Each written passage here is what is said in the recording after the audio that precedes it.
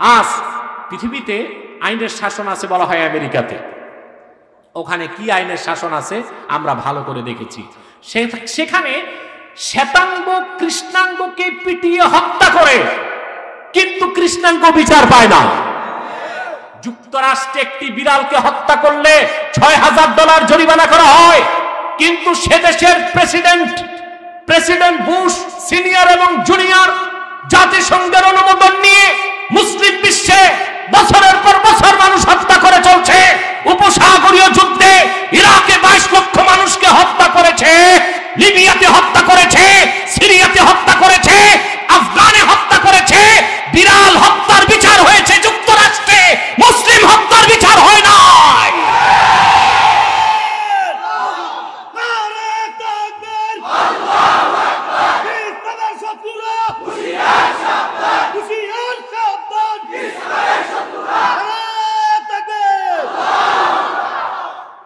এ হচ্ছে যুক্তরাষ্ট্রের আইনের শাসন। তারা গণতন্ত্রের ফেরিওয়ালা, সারা দুনিয়া গণতন্ত্র বন্টন করতেছে, ঠিক কিনা? আমাদেরকে গণতন্ত্র সম্মেলনে দাওয়াত দেয় নাই বাংলাদেশকে, তুরস্ককেও দেয় নাই, রাশিয়াকে দেয় নাই, চায়নাকে দেয় নাই, পাকিস্তানকে দেয় নাই, ইরানকে দেয় নাই। কাকে কাকে দেয় নাই জানেন? যেই রাষ্ট্রগুলো মার্কিন যুক্তরাষ্ট্রের আগ্রাসনকে মানতে চায় না, তাদেরকে গণতন্ত্র দাওয়াত দেয় না। এটা হচ্ছে যুক্তরাষ্ট্রের গণতন্ত্র, এটা হচ্ছে তার দেশের আইনের শাসন, এটা হচ্ছে তার মানবাধিকার ও মানবতা, এটা হচ্ছে মানবতার সাথে প্রহসন, ঠিক কিনা? বিশ্ব মানবতাকে পিছন দিক থেকে ছুরি মেরেছে যুক্তরাষ্ট্র।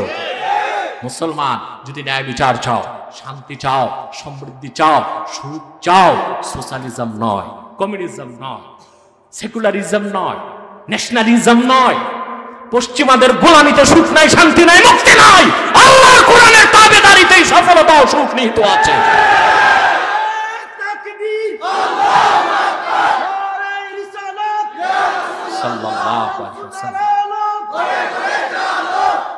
আমার ভাইরা, ইসলাম কি ন্যায় বিচার দিয়েছে? সুবহান। ইসলাম কি ন্যায় বিচার দিয়েছে? ইসলামে আপনি যেখানে ন্যায় বিচারে যাবেন ওখানে 3টা জিনিস পাবেন। সমস্যা কয়টা? দল প্রীতি, স্বজন প্রীতি, ভোজন প্রীতি। কয়টা? ভালো করে বুঝেন। স্বজন প্রীতি, দল প্রীতি, আরেকটা ভোজন প্রীতি। স্বজন প্রীতি, দল প্রীতি হচ্ছে আপনার দলের লোক সে অপরাধ করছে, মাফ। ভোজন প্রীতি, ভোজন প্রীতি কোনটা? বিচার হবে রাতে, আপনি সন্ধ্যার সময় যিনি বিচার করবে তাকে চাইনিজ রেস্টুরেন্টে খাওয়াই আনছেন, আঙ্গুলটা আপনার দিকে যাবে, এটা ভোজন প্রীতি। এটা কি? আরেকটা হচ্ছে স্বজন প্রীতি, আত্মীয়। ধরা পড়ছে লোক, পুলিশ ধরছে অপরাধীকে, টেলিফোন আসছে উপর থেকে, আপনি কারে ধরছেন? স্যার বল্টুরে। তুমি জানো না বল্টু আমার শালার ঘরে শাল?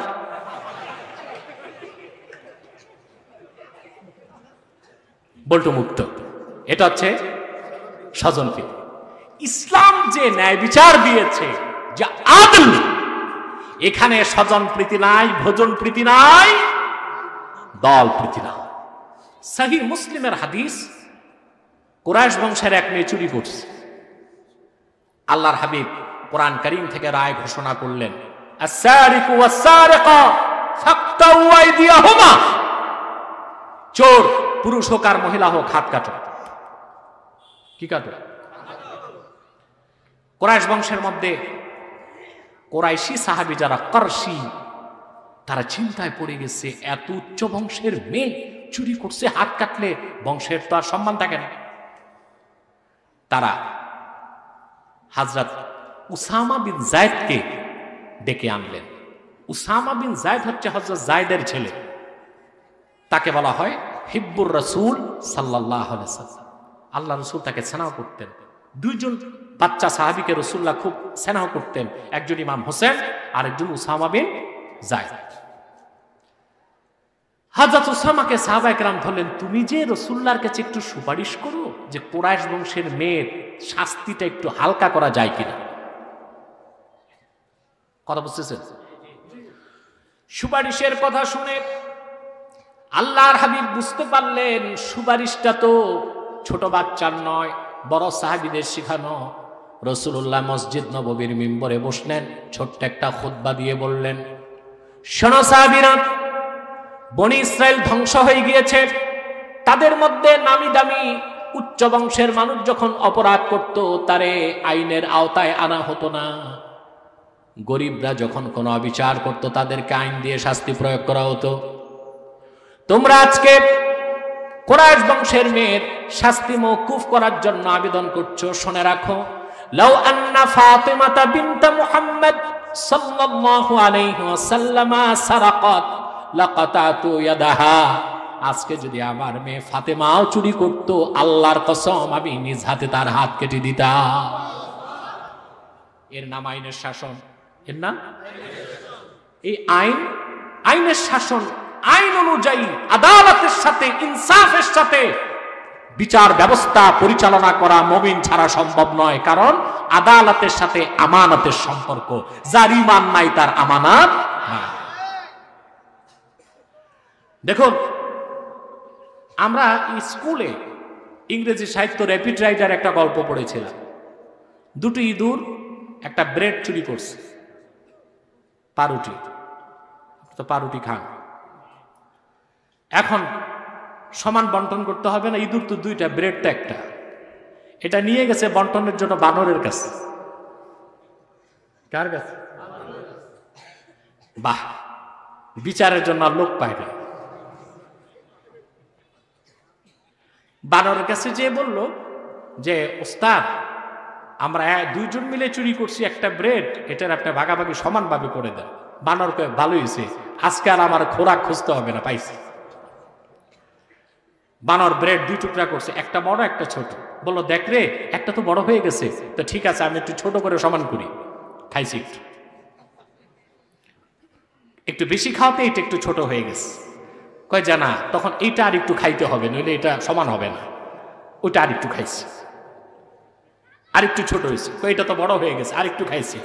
এই বানরের কাছে বিচার আর বন্টনের দায়িত্ব যাওয়ার পর ইঁদুররা ভুকাই থাকলো, পুরা ব্রেড গেল বানরের পেটে। আমরা আমাদের আইন আদালত বিচার ব্যবস্থা সোপর্দ করেছি পশ্চিমাদের কাছে, কারণ আমাদের আইন চলে ইংরেজ আইনে, ঠিক কিনা? এই জন্য আমরা কখনো সুষ্ঠু সুন্দর বিচার পাই না। ইসলামের হুকুম হচ্ছে প্রত্যেককে তার হক বুঝাই দিতে হবে। ফাতি কুল্লাযী হাক্কিন হাক্কা, প্রত্যেক হকদারকে তার হক বুঝায় দাও।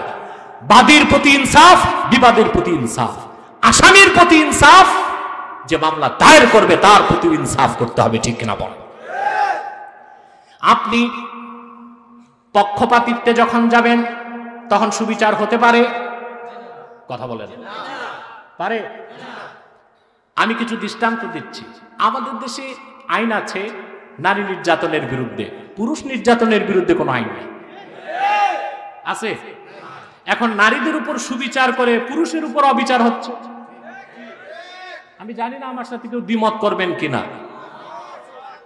নারী নির্যাতন বন্ধে আইন আছে, পুরুষ নির্যাতন বন্ধে তো আইন নাই। তাহলে নারীর উপর সুবিচার, পুরুষের উপর অবিচার, এটা আইন নয়।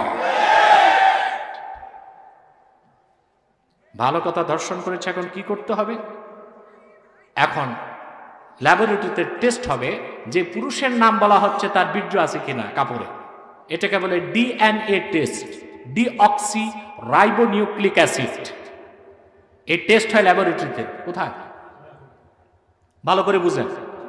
ল্যাবরেটরি টেস্টে ডাক্তার সার্টিফিকেট দিল যে হ্যাঁ অমুক ব্যক্তির স্পার্ম পাওয়া গেছে, অতএব অবৈধ কাজ হয়েছে। এখন আসেন, প্রচলিত আইনি নিয়ম হচ্ছে যদি নারী খুশি মনে পুরুষের সাথে লিভ টুগেদার হয়, এটা ধর্ষণ না, এটা কোনো গুনার কাজ না। এখন পরবর্তীতে মহিলা অভিযোগ করলো যে এই ছেলেটি আমার সাথে ধর্ষণ করেছে, ল্যাবরেটরি টেস্টে পাওয়া গেল ঠিক আছে ধর্ষণ সেই করেছে, কিন্তু যখন ঘটনা ঘটছে দরজা বন্ধ ছিল, মহিলাটা রাজি ছিল না, রাজি ছিল না, এইটা টেস্টের যন্ত্র কই?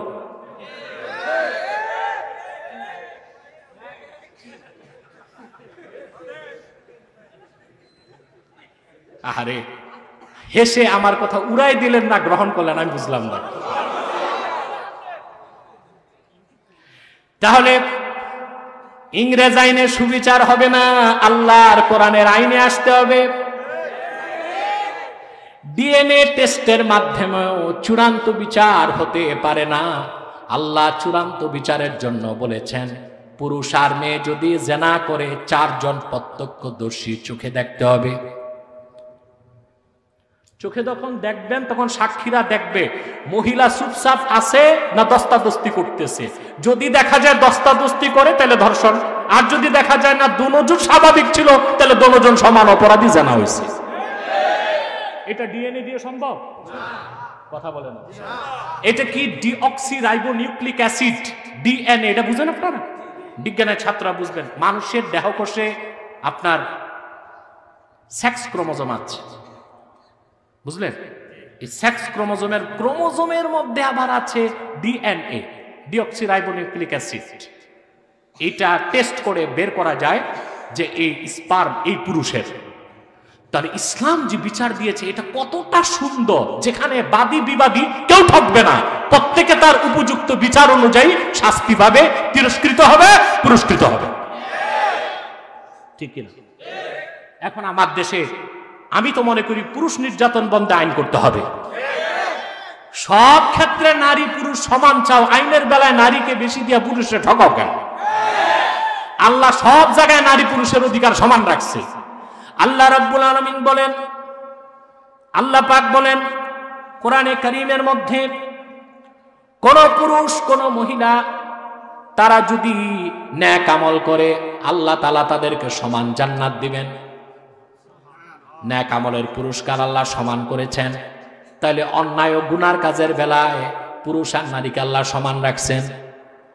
তাহলে আইনের বেলায় পুরুষ থাকবে, নারীরা জিতবে, এটা তো সুষ্ঠু আইন নয়, ইনসাফপূর্ণ আইন নয়। আমাদের দেশে পত্রিকায় প্রতিদিন দেখবেন মহিলা পরকিয়া করে আরেকজনের সাথে চলে যাচ্ছে। এটা কি স্বামীর উপর নির্যাতন হচ্ছে না? জোরে বলেন, হচ্ছে না? আইন আদালতে যে পুরুষগুলো কোনো বিচার না পেয়ে আত্মহত্যার পথ বেছে নিচ্ছে। অতএব এটা আমি একটি দৃষ্টান্ত দিয়েছি, জীবনের প্রতিটি ক্ষেত্রে যদি আদল, যে আদলের কথা আল্লাহ বলেছেন, এটা চান, আপনাকে আল্লাহর কোরআনকে মেনে নিতে হবে, রাসূলুল্লাহর সুন্নাহকে মেনে নিতে হবে, নতুবা ন্যায় বিচার কোনোদিন আশা করা যায় না। আমার ভাইয়েরা, এই আদল, এই ন্যায় বিচার, এটার অর্থ ব্যাপক। শুধু আদালতে জজ সাহেব ন্যায় বিচার করবে তা নয়, আপনি গৃহকর্তা, ঘরের মধ্যে আপনাকে ন্যায় বিচার করতে হবে। এটা আমরা করি না। যে ছেলে বড় চাকরি করে ওরে রূপার বাটিতে সোনার চামচে দুধ ভাত খাওয়ায়, আর যেটা মাস্টার্স পাস করে বেকার, বুঝেন তো, এমবিবিএস, মা বাবার বেকার সন্তান আছে না, এটারে বাপ মা শুধু গালিগালাজ করে না। আল্লাহর হুকুম, আপনি পিতা, আপনাকে সমান চোখে দেখতে হবে দোনো ছেলেকে। আমাদের মধ্যে দেখা যায় অনেকের একাধিক স্ত্রী আছে, কিন্তু তারা সেখানে ন্যায় বিচার করে না। করে? আছে না অনেকের একাধিক স্ত্রী? আপনি আবার এটা মনে করবেন না 4 বিয়ে করা সুন্নত। আমি জানি না, এটা কোনো কিতাবে নাই যে 4 বিয়ে সুন্নত। এটা কারা বাংলাদেশে প্রচার করলো যে 4 বিয়ে সুন্নত? বলেন ভাই। কিছু মানুষের ভাব সাথে এরকম, যত পারো বিয়ে করো, দোজাহানের কামিয়াবি হাসিল করো না।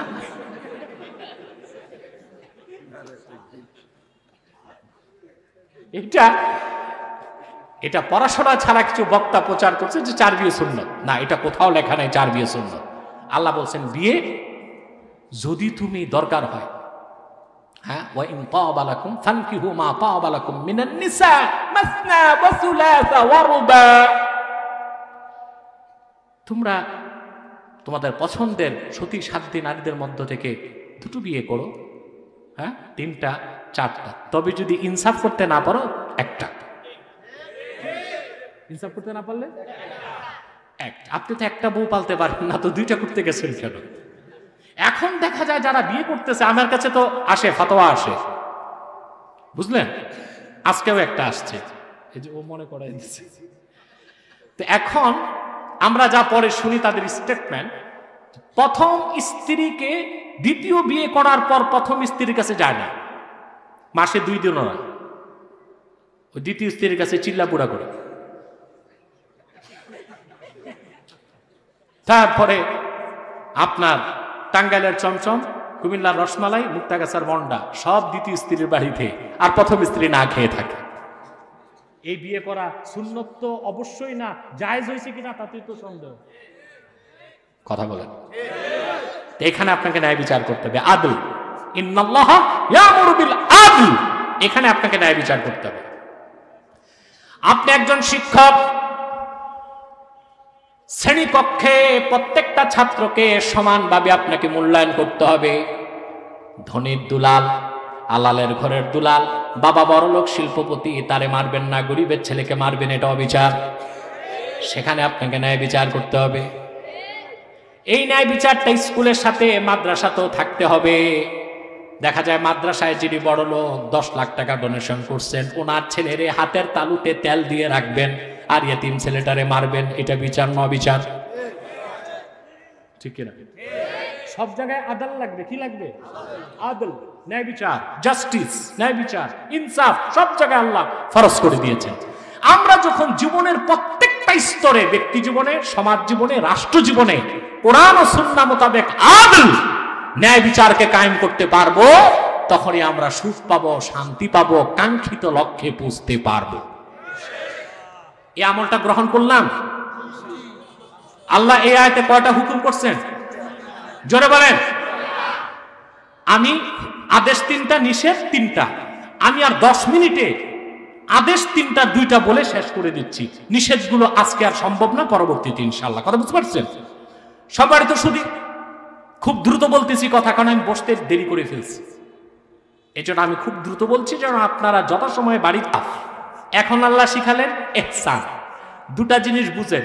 কেউ আপনাকে একটা থাপ্পড় দিছে, সমান জোরে আপনি একটা থাপ্পড় দিছেন, এটা আদল, এটা ইনসাফ। কিন্তু আপনার পূর্ণ শক্তি থাকার পরও থাপ্পড় খেয়ে আল্লাহর খুশির জন্য ধৈর্য ধরলেন, এটা ইহসান। বুঝেন নাই কথা? কি বুঝছেন? আপনাকে একজন একটা থাপ্পড় দিচ্ছে, তা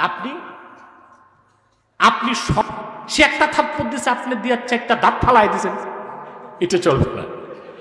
সে একটা থাপ্পড় দিছে, আপনি সমান একটা থাপ্পড় সমান জোরে দিবেন, এটা কি?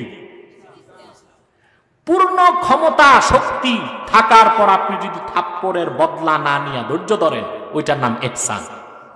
সুবহান। ওইটার নাম কি?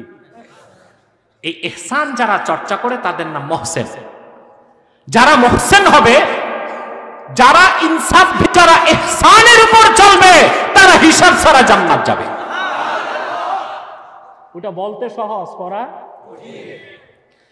আল্লাহ রাব্বুল আলামিন বলেন, وسارعوا إلى مغفرة من ربكم وجنة أرضها السماوات والأرض أعدت للمتقين الذين ينفقون في السراء والضراء والكاظمين الغيظ والعافين عن الناس والله يحب المحسنين।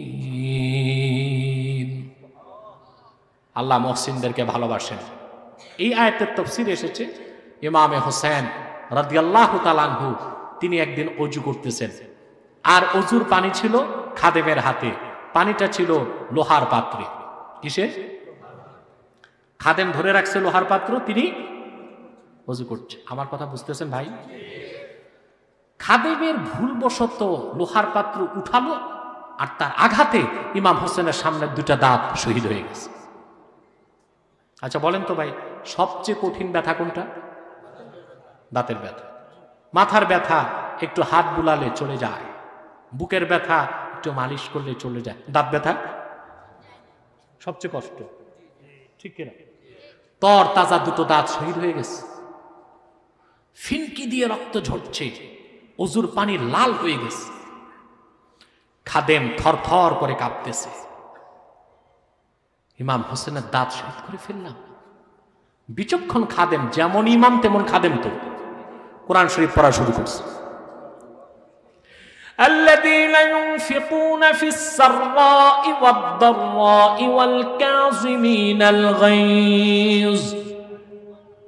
সত্যিকার মুমিনগণ আল্লাহর খুশির জন্য রাগ দমন করে। হযরত হোসেনের চেহারায় হাসি বিদ্যুতের ঝিলিক দিয়ে উঠল। এবার খাদেম চিন্তা করতেছে, রাগ থেকে বাঁচলাম, জরিমানা তো লাগবে, দাঁতের বদলা দাঁত। এটা দিয়া, এটা কি? তখন সে সামনে পড়া শুরু করলো, ওয়ালাফিনা নিন্নাস ওয়াল্লাহু ইউহিব্বুল মুহসিনিন।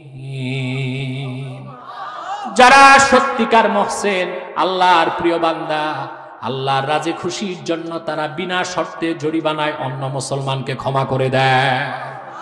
ইমামে হোসেন বললেন, কোনো ভয় নাই তোমার, রাগ দমন করলাম, আমার আল্লাহ রেজা মন্দির জন্য তোমারে মাফ করে দিলাম। এর নাম ইহসান। এর নাম কি? আল্লাহ প্রথম হুকুম করছেন ইনসাফ, ইন্নাল্লাহা ইয়া'মুরু বিল আদল, ইনসাফ। দ্বিতীয় নির্দেশ কি? ইহসান। আমরা ইহসান চর্চা করব, না পারলে অন্তত ইনসাফ করব, বেইনসাফি সমাজে করব না। আজকে যেখানে ইনসাফ নাই ওখানেই অবিচার হচ্ছে। দেখেন আমাদের দেশে মজলুম কখনো রায় পায় না, জালেম রায় পায়। আপনি আদালতকে বাদ দেন, পঞ্চায়েতে একটা বিচার হচ্ছে, দেখা যায় যার পয়সার জোর বেশি, গোষ্ঠী বড়, পয়সা আছে, মাতবর সাহেবের রায়টা তার দিকে যায়, আর যে গরিব ও রায় পায় না। ঠিক কিনা? না, আমরা ইনসাফ করব। একই অবিচার আপনারা ঘরে করতেছেন। যে ছেলে ইটালি থেকে ডলার পাঠায়, ওটারে হাতের তালুতে রেখে রূপার বাটিতে সোনার চামচে দুধ ভাত খাওয়ায়, আর যেটা মাস্টার ডিগ্রি পাস করছে, চাকরি বাকরি নাকি, এটারে সারাদিন গালি দেয় যে আ ভাগা, দুর্ভাগা কোথাকার, কতদিন বোঝা হয়ে থাকবি। না, আপনি পিতা, তার চাকরি বাকরির আগ পর্যন্ত তার ভরণ পোষণ আপনাকে করতে হবে। দোনো ছেলেকে সমান চোখে দেখতে হবে। বিয়ে দুইটা করছেন, দুই স্ত্রীকে সমানভাবে দেখতে হবে। কথা বুঝেন নাই? একজনকে পদ্মার ইলিশ, আরেকজনকে পুকুরের কই মাছ, তা চলবে না। দোনোজনকে পদ্মার ইলিশ সমান সমান দিতে হবে। শ্রেণী কক্ষে আপনি একজন শিক্ষক, সকল ছাত্রকে সমানভাবে দেখবেন। মাদ্রাসায় আপনি একজন মুহতামিম, সকল ছাত্র যে এতিম তাকে যেই রকম আদর করবেন, আলালের ঘরের দুলাল যেটা ধনী ছেলে তারাও সেই রকম আপনাকে দেখতে হবে। সকল ক্ষেত্রে মসজিদে আপনি ইমাম সাহেব, সভাপতি, সেক্রেটারি আসলে শুধু জায়নামাজ একটা দুইটা তিনটা দিবেন, আর গরিব মানুষের উঠায় পিছনে পাঠায় দিবেন না, এটা চলবে না। আল্লাহর ঘরে সবাই সমান। কি আমির, কি ফকির, কি মন্ত্রী, কি এমপি, কি মালিক, কি গোলাম, আল্লাহর ঘরে সব সমান। রাসূল করিম সাল্লাল্লাহু আলাইহি ওয়াসাল্লামের হাদিস মোতাবেক ফুকাহায়ে কেরাম একমত, কোন একজন মুসল্লিকে উঠিয়ে আরেকজনকে বসালে সেটা মাকরুহে তাহরিমা। ওখানে সমান, ওখানে কি? এই বিচার আপনাকে করতে হবে। সব জায়গায় আমরা আদল, ইনসাফ ভিত্তিক কাজ করব। তারপর হচ্ছে এর চেয়ে উপরে কি? ইহসান। আমরা চেষ্টা করব অধিক সময় মাফ করে দেবার, যদি সম্ভব। পারবো না ইনশাআল্লাহ? আল্লাহ আয়াতে কয়টা হুকুম, আদেশ কয়টা শুনলাম, কয়টা? আরেকটা শুনে আমরা ইনশাআল্লাহ বিদায় নেবার প্রস্তুতি নিব। ওয়া ইতাইদিল কুরবা, আল্লাহর নির্দেশ, নিকট আত্মীয়দেরকে দান করো।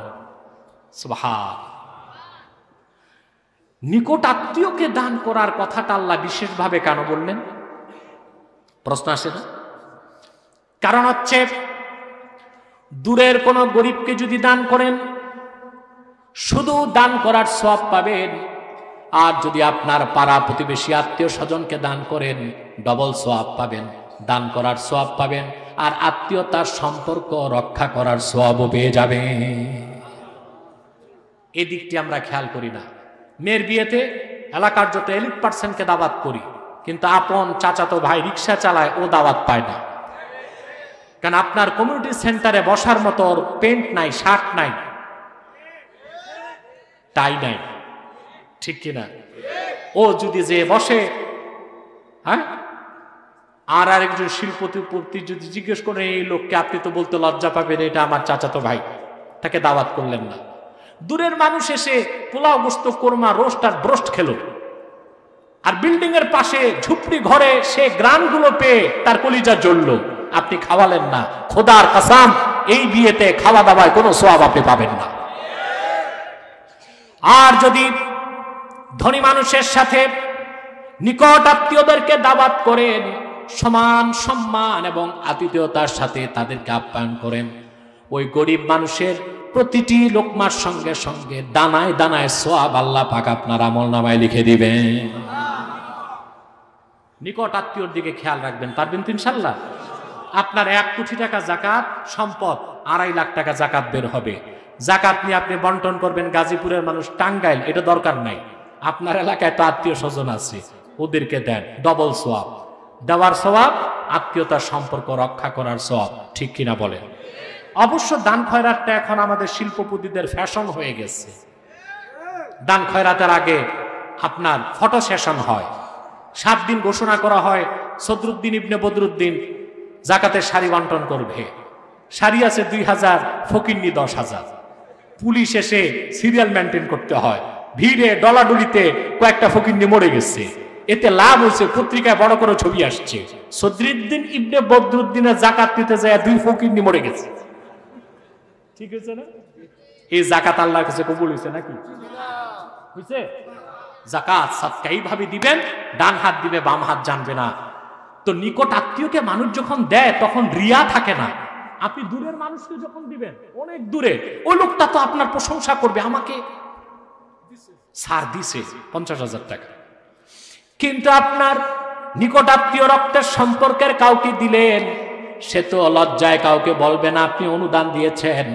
গোপন থাকার কারণে দান খয়রাতের সর্বোচ্চ সওয়াব আপনার আমলনামায় লেখা হয়ে যাবে। সেই জন্য আল্লাহ পাক সূরা নাহলের 90 নম্বর আয়াতে 6টি বিধানের মধ্যে 3টি আদেশ করেছেন। প্রথম হচ্ছে আদল, ইনসাফ। 2 নম্বর হচ্ছে ইহসান, সদাচরণ। 3 নম্বর হচ্ছে নিকট আত্মীয়দেরকে প্রদান। আমরা যদি এই 3টি হুকুমকে মেনে নিতে পারি, আশা করা যায় সমাজে, ব্যক্তি জীবন, সমাজ জীবন, রাষ্ট্র জীবনে আল্লাহ তাআলা আসমানের সব দরজা খুলে রহমতের বর্ষণ করে দিবেন। বাকি নিষেধ কয়টা? পরবর্তীতে। সাদাকাল্লাহুল আযীম ওয়া সাদাকা রাসূলুহুন নবিয়ুল কারীম ওয়া নাহনু আলা যালিকা মিনাশ শাহিদিন ওয়াশ শাকিরিন ওয়াল হামদুলিল্লাহি রাব্বিল আলামিন। হাবিবি সাহেব, আপনার যে মাকসাদ ওটা তো আমি জানি না। রুমাল ছাড়তে হবে, কি দাঁড়াবেন না, বসেন। সম্মানিত সুধী, আমি বিদায় লগ্নে 2টো কথা বলছি। আপনি তসবিহ পড়বেন না, ওয়াজ শোনার সময়, নসিহতের সময় তসবিহ পড়েন। আর দরবেশিরও তো একটা নিয়ম আছে, তসবিহটা পকেটে রাখেন, ওই তসবিহ পড়তেছে। ওয়াজ শোনার সময় শিরক কুফর থেকে রক্ষার জন্য নসিহত করবো এখন, এই সময় তসবিহ না, যাওয়ার পর বাড়িতে ইনশাআল্লাহ। ঠিক আছে? আপনি দরবেশ মানুষ, আপনার দেখলে আমার সওয়াব বেশি হবে। আপনি মাঝখানে বসেন, এখানে আসেন, এখানে আসেন, সামনে আসেন।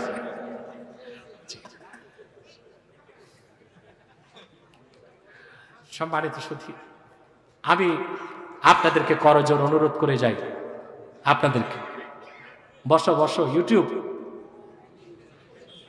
আপনারা তো বুঝলেন না, আপনাদের চেহারা মোবারক গুলো ধরবে আর কি, এটা দরকার নাই। বসো তুমি, মানুষের ডিস্টার্ব হয়। সম্মানিত সুধী, বিদায় লগ্নে আমি আপনাদেরকে অনুরোধ করে যাচ্ছি। আপনার এখানে বিভিন্ন দলমতের লোক আছেন, আছেন না? বিভিন্ন দলের লোক আছে, কিন্তু এখানে কোনো দল আছে?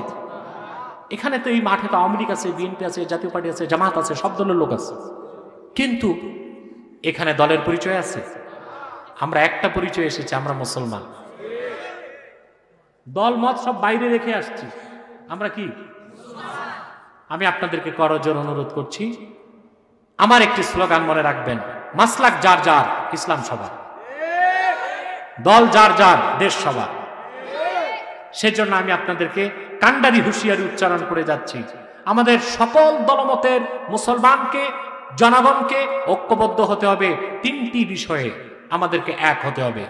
ইসলামের সমহান স্বার্থ রক্ষায়, মুসলমানদের সমস্ত মৌলিক দাবি আদায়ে, আর বাংলাদেশের স্বাধীনতা সার্বভৌমত্ব রক্ষায় সকল দলের মুসলমানকে ঐক্যবদ্ধ হতে হবে। বাংলাদেশ নিয়ে ষড়যন্ত্র হচ্ছে, আমাদের স্বাধীনতার সার্বভৌমত্বকে বিপন্ন করা যায় কিনা। খ্রিস্টান মিশনারি চাচ্ছে পার্বত্য চট্টগ্রামকে ছিন্ন করে একটি খ্রিস্টান রাষ্ট্র বানাবে। বিদেশিদের দৃষ্টি আমাদের সেন্ট মার্টিন দ্বীপের দিকে। আমাদের বাংলাদেশের মাটির তলায় রয়েছে ন্যাচারাল অ্যাডভান্টেজ, প্রাকৃতিক সম্পদ।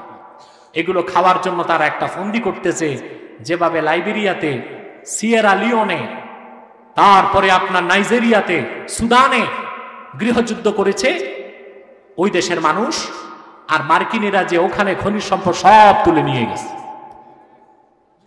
ওদের একটা দুর্বিসন্ধি বাংলাদেশকে নিয়েও আছে।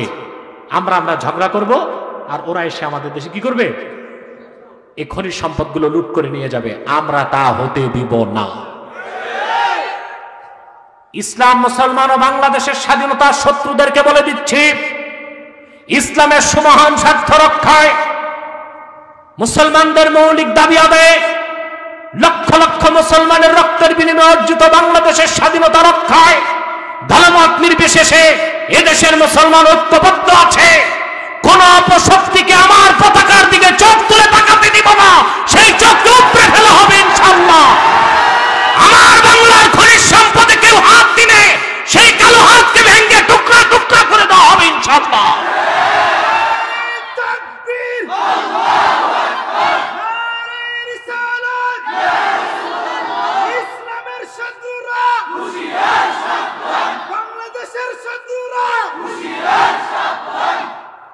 প্রিয় ভাই সব, দেশটা ঠিক থাকলে সবাই ঠিক থাকবে। দেশই যদি যায়, খুব সুখে থাকবেন নাকি? সুখে থাকবেন? থাকতে পারবেন না তো। আমি একটা উদাহরণ দিয়ে থাকি। একটা লঞ্চে বরিশাল যাবেন আপনারা, বুঝলেন তো? কিছু উঠছে গাজীপুরের লোক, কিছু টাঙ্গাইলের, কিছু ময়মনসিংহের, ঢাকার কিছু লোক, 4 জেলার লোক একটা লঞ্চে উঠছে, বরিশাল যাবে, ঘুরতে যাবে। 60 নলে যাওয়ার পর ময়মনসিংহের লোক লঞ্চের তলা ছিদ্র করতেছে। এখন লোক, ময়মনসিংহের লোক আছেন নাকি? না না না, আমি উদাহরণ দিচ্ছি। আস্তাগফিরুল্লাহ। তাতে দেখা যাচ্ছে আমার ময়মনসিংহ যাওয়া বন্ধ হবে।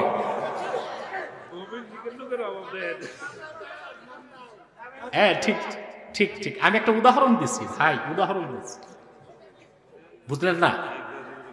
এখন লঞ্চের তলা ছিদ্র করতেছে, উপর তালার লোকজন যে বলল, ভাই তলা ছিদ্র করো কেন?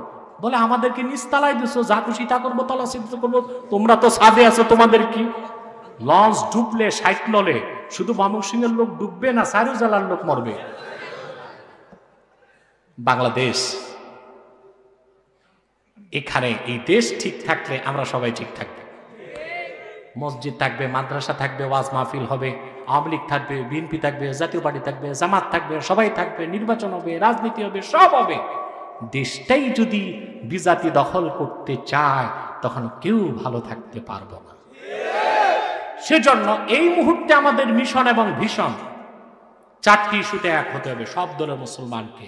ইসলামের সুমহান স্বার্থ রক্ষায়, মুসলমানদের মৌলিক দাবিগুলো আদায়ে, আর দেশের স্বাধীনতা সার্বভৌমত্ব রক্ষায় সকল দলের মুসলমান আমরা এক থাকব। রাজনৈতিক দ্বন্দ্ব তা থাকবে রাজপথে, সংসদে, সমাবেশে, কিন্তু এই 3টি বিষয়ে আমরা এক থাকব। আজ ইসলামের বিপক্ষে, বাংলাদেশের মৌলিক অধিকারগুলোকে মুসলমানদের দাবি আদায়ের পথে বাধা সৃষ্টি করার জন্য আর স্বাধীনতার সার্বভৌমত্বকে নষ্ট করতে 2টি অমুসলিম সম্প্রদায় বাংলাদেশে চক্রান্ত করে যাচ্ছে। একটি হচ্ছে কুখ্যাত কাদিয়ানী সম্প্রদায়।